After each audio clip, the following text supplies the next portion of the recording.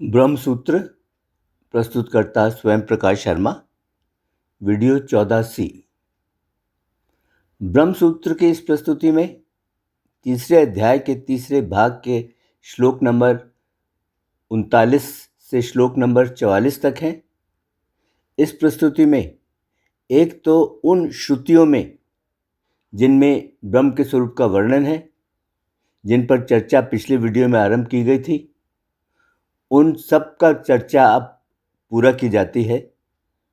और जिन श्रुतियों में परमात्मा को प्राप्त करने का जो फल है, जहाँ विरोधाभास दिखाई देता है, वहाँ उस विरोधाभास को समझने को और उसे दूर करने के लिए चर्चा आरंभ की जाती है। ब्रह्मसूत्र। यदि यह कहा जाता है कि परब्रह्म परमेश्वर के जो सत्य काम आदि होने के जो धर्म हैं, जो श्रुति में बताए हैं, वे सभी धर्म परमात्मा के स्वाभाविक धर्म नहीं है, बल्कि वे सभी धर्म तो परमात्मा के उपाधि के कारण है। क्योंकि असल में ब्रह्म का जो स्वरूप है वह तो निर्विशेष है। इसलिए इन धर्मों को लेकर जीव से परमात्मा की भिन्नता नहीं बताई जा सकती। तो ऐसा कहना इसलिए ठीक नहीं है क्योंकि उस परब्रह्म परमेश्वर के सत्य संकल्प होना, उसका सर्वज्ञ होना, उसका सर्वेश्वर होना आदि जो धर्म है, जो धर्म अलग अलग श्रुतियों में बताए गए हैं, वे सभी धर्म तो वहाँ उन श्रुतियों में भी बताए गए हैं जहाँ निर्विशेष ब्रह्म का वर्णन किया गया है। क्योंकि ब्रह्म का निर्विशेष रूप के बारे बताने वाली जो श्रुतियाँ हैं, उनमें भी ब्रह्म को सर्व आधार होना आदि सविशेष धर्मों का भी वर्णन है। इसलिए इस प्रकार के दूसरे धर्मों को भी उन श्रुतियों में ले लेना चाहिए जो बिल्कुल ठीक है। बृहदारण्यक उपनिषद में गार्गी के प्रश्न का उत्तर देते हुए याज्ञवल्क्य ने उस परम अक्षर परमात्मा के स्वरूप का वर्णन करते हुए कहा है कि ब्रह्म ना तो स्थूल है, ना सूक्ष्म है, न छोटा है, न बड़ा है इत्यादि। इस प्रकार से ब्रह्म के निर्विशेष स्वरूप के लक्षणों का वर्णन करने के बाद अंत में याज्ञवल्क्य ने कहा है कि इस अक्षर के ही प्रशासन में सूर्य और चंद्रमा धारण किए हुए हैं। इस अक्षर के ही प्रशासन में स्वर्गलोक और पृथ्वी धारण किए हुए हैं। याज्ञवल्क्य ने इस प्रकार अक्षर ब्रह्म को समस्त जगत का आधार बताया है। मुंडक उपनिषद में इस प्रकार से ब्रह्म के निर्विशेष स्वरूप के धर्मों का वर्णन किया गया है कि वह ब्रह्म जानने में न आने वाला है, वह ब्रह्म पकड़ने में न आने वाला है इत्यादि। इसके बाद उस ब्रह्म को नित्य, महान, सर्वव्यापी, अत्यंत सूक्ष्म और समस्त प्राणियों का कारण बताकर उसे विशेष धर्मों से युक्त भी बताया है। इससे तो यही सिद्ध होता है कि वह परमात्मा तो दोनों प्रकार के धर्मों वाला है। इसलिए दूसरी श्रुति में बताए हुए सत्य संकल्प होना, सर्वज्ञ होना आदि जितने भी परमात्मा के दिव्य गुण हैं, वे सभी दिव्य गुण तो परमात्मा के स्वाभाविक गुण ही हैं। वे सभी गुण उपाधि के कारण नहीं हैं। इसलिए जिस भी श्रुति में इनमें से किसी भी गुण का वर्णन ब्रह्म के वर्णन में नहीं आता, तब दूसरी श्रुति से उसे लेकर उसका प्रयोग कर लेना चाहिए। इस प्रकार देखा जाता है कि परमात्मा और जीवात्मा समान धर्मों वाले नहीं हैं, जिसके कारण जीवात्मा और परमात्मा में पूरी तरह अभेद नहीं हो सकता। लेकिन यदि जीव और ईश्वर का जो भेद है वह भेद उपाधि के कारण नहीं माना जाता, तब तो बहुत सारे दृष्टाओं की सत्ता सिद्ध हो जाती। ऐसी परिस्थितियों में श्रुतियों द्वारा जो यह कहा गया है कि इस परमेश्वर से अन्य, इसके अलावा दूसरा कोई दृष्टा नहीं है इत्यादि, वह बात तो गलत हो जाएगी।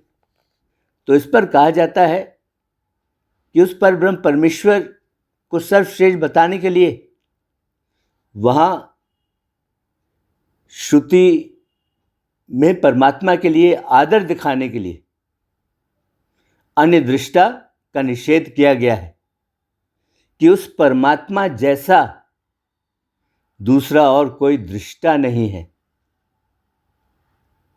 वास्तव में उस जैसा दूसरा दृष्टा नहीं है। वास्तव में अन्य दृष्टाओं का विरोध निषेध नहीं किया गया है। वहाँ श्रुतियों का भाव यह है कि वह परब्रह्म परमेश्वर ऐसा दृष्टा है, वैसा सर्वश्रेष्ठ ज्ञाता है, जिसकी तुलना में अन्य सभी जीव दृष्टा, सभी जीव श्रोता, दृष्टा होते हुए भी, श्रोता होते हुए भी परमात्मा के समान बिल्कुल नहीं है। परमात्मा से बहुत छोटे हैं और उनकी जो दृष्टि है वह दृष्टि तो अपूर्ण है। उनका जो ज्ञान है वह ज्ञान तो अपूर्ण है, जबकि परमात्मा की दृष्टि पूर्ण और असीम है। परमात्मा का ज्ञान पूर्ण और असीम है। इसके अलावा प्रलय काल में जड़ तत्वों की तरह जीवों को भी किसी प्रकार का विशेष ज्ञान नहीं रहता, और वर्तमान काल में भी जीव का जो जानना है, जो उसका देखना है, जो उसका सुनना आदि है, जो कुछ भी है, वह सब कुछ तो ईश्वर की कृपा से ही होता है।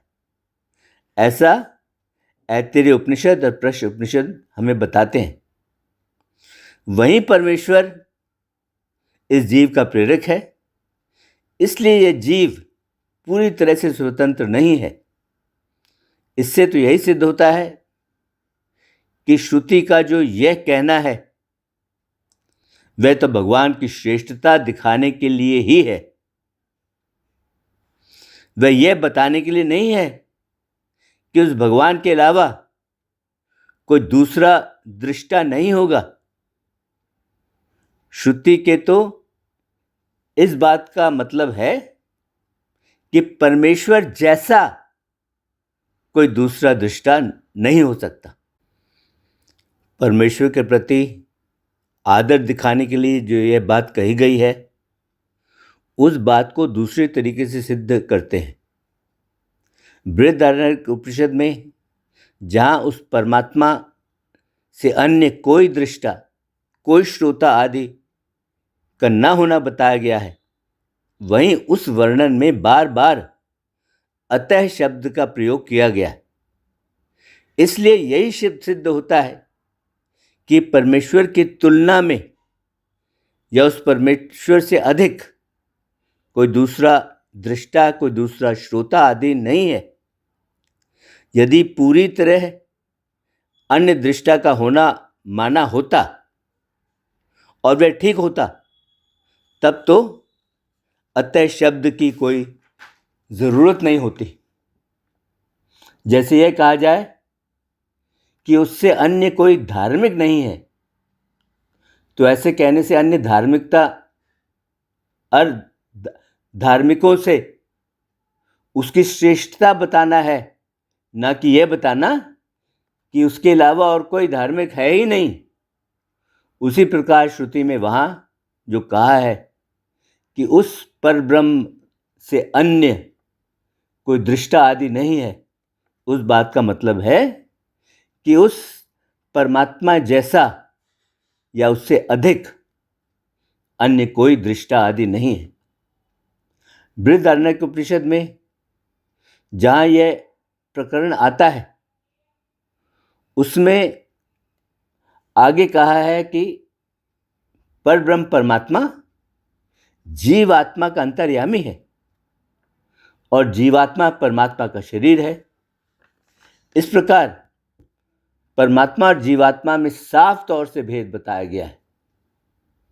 इसलिए जो पहले बताया गया था कि उस परमात्मा से अन्य कोई दृष्टा आदि नहीं है, वह अन्य दृष्टा के होने का निषेध नहीं है, बल्कि वह केवल आदर से यह बताने का है कि उस परब्रह्म जैसा या उससे अधिक कोई दूसरा दृष्टा आदि नहीं है। यही हमें समझ लेना चाहिए। अब तक की चर्चा से हम इस निष्कर्ष पर पहुंचे हैं कि परमात्मा और जीवात्मा का जो भेद है, उनका वह भेद उपाधि के कारण नहीं है, उनका वह भेद तो उनके स्वाभाविक गुणों के कारण है। वे जो गुण श्रुति में परमात्मा के बताए हैं, वे सभी दिव्य गुण तो परमात्मा के स्वाभाविक गुण हैं और वे गुण नित्य हैं। जहाँ कहीं भी श्रुति में ब्रह्म के गुण बताते समय यदि उन गुणों का वर्णन ना हो, तो वहाँ भी उन सभी दिव्य गुणों का जो दूसरी श्रुतियों में बताए गए हैं, उनका प्रयोग श्रुति में ब्रह्म के गुण बताने में प्रयोग कर लेना चाहिए। अब श्रुतियों में फल के विषय में जो विरोध दिखाई देता है, उस पर चर्चा आरंभ करते हैं और इस दिखाई देने वाले विरोध का निवारण करते हैं। छांदोग्य उपनिषद में देहर विद्या के बारे बताया गया है, जहाँ प्रजापति और इंद्र के संवाद में ब्रह्म विद्या का जो वर्णन है, उसके फल में इच्छा अनुसार अलग प्रकार के भोगों के बारे बताया गया है।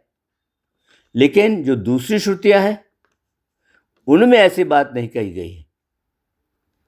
इसलिए यहां प्रश्न यह उठता है कि ब्रह्मलोक को प्राप्त करने वाली सभी साधकों के लिए यह नियम है या फिर इसमें कोई विकल्प भी है। इस पर कहा जाता है कि ब्रह्मलोक में जाने वाले सभी साधकों को उस लोक के दिव्य भोग जरूरी भोगने पड़े, ऐसा कोई नियम नहीं है। क्योंकि जहां जहां ब्रह्मलोक को प्राप्त करने के बारे बताया गया है, वहां वहां सभी जगह भोगों को भोगने की बात नहीं कही गई है, तथा जहां कहीं यह बात कही भी गई है, वहां भी यदि शब्द का प्रयोग करके साधक की इच्छा अनुसार उसका विकल्प भी दिया गया है। ऐसा हमें छांदोग्य उपनिषद की श्रुति बताती है।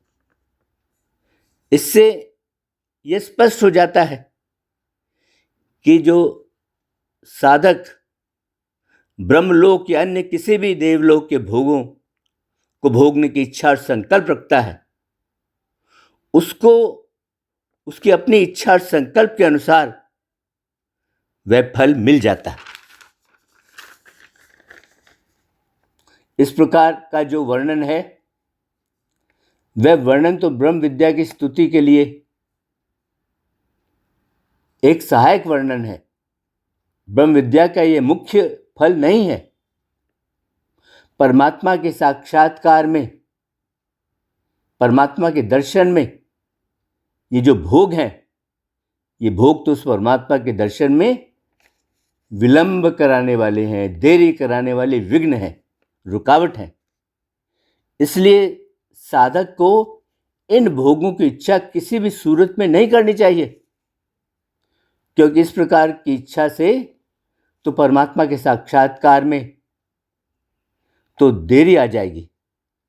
इसलिए जिन साधकों के मन में स्वर्ग आदि लोकों के भोगों को भोगने की इच्छा और संकल्प नहीं है, उनके लिए जन्म मरण के बंधन से छूटकर तत्काल उसी वक्त फौरन ब्रह्म को प्राप्त हो जाते। ब्रह्म को प्राप्त हो जाना ही उनका फल है। यह बात बृहदारण्यक उपनिषद और कठ उपनिषदों में बताई गई।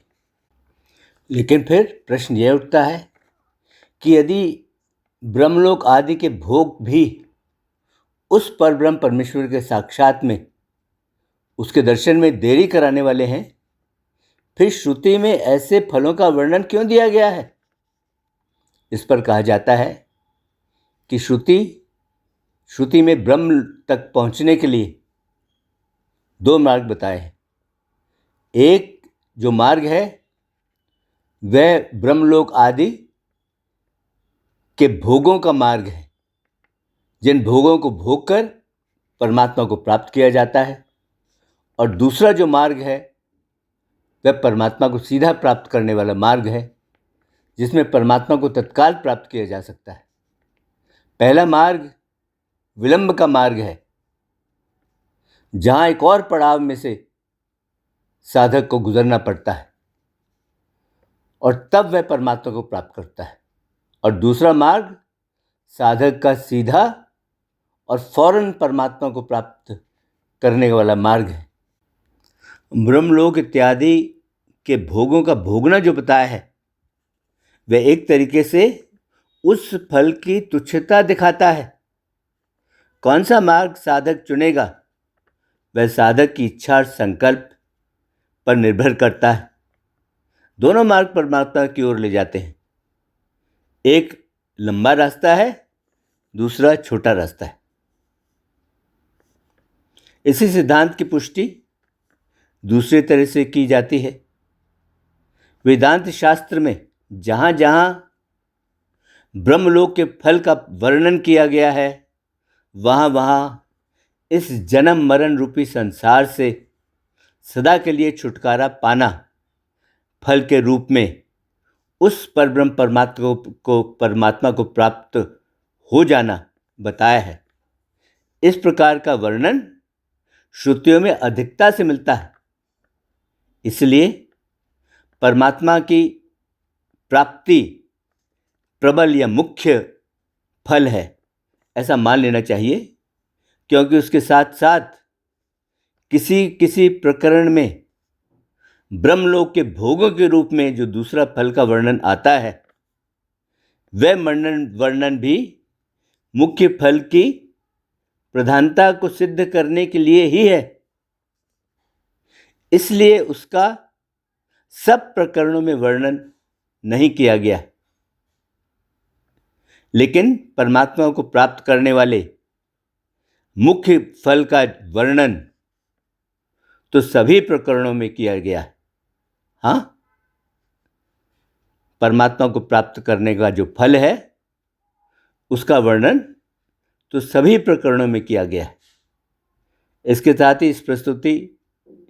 यह प्रस्तुति यहीं संपन्न हुई, जिसमें तीसरे अध्याय के तीसरे भाग के श्लोक नंबर 39 से श्लोक नंबर 44 तक हैं।